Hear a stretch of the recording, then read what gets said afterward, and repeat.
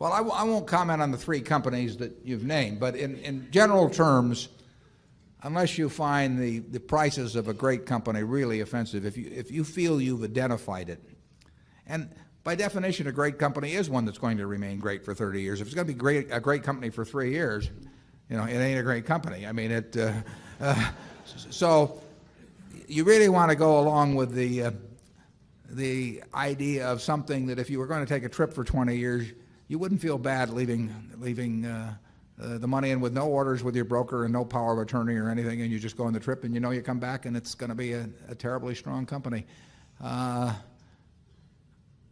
I think it's better just to own them. I mean, we could attempt to buy and sell some of the things that we own that we think are fine businesses, but they're too hard to find.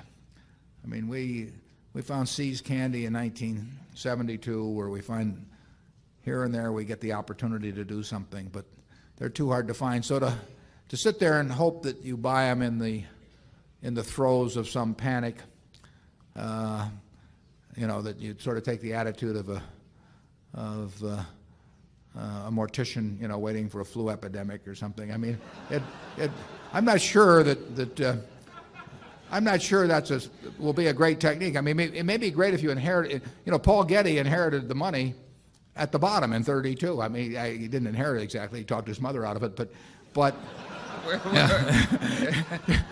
It's true, actually. Close enough. Yeah, close enough, right? But he benefited enormously by having access to a lot of cash in the early 30s that he didn't have access to in the late 20s, and so you can get some accidents like that.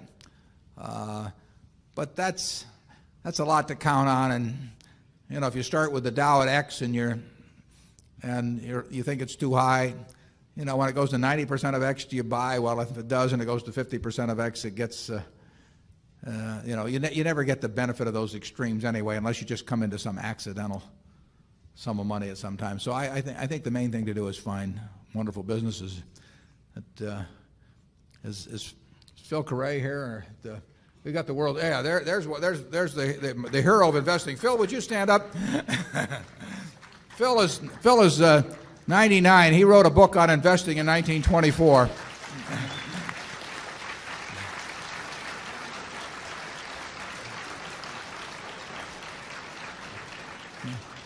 Phil has done awfully well by finding businesses he likes and sticking with them and not worrying too much about what they do day to day. There's going to be I think there's going to be an article in the Wall Street Journal about Phil on May 28th, and I advise you all to read it. You'll probably learn a lot more with him by coming to this meeting. But it's that approach of buying businesses. I mean, let's just say there was no stock market, and the owner of the best business in whatever your hometown is came to you and said, "Look,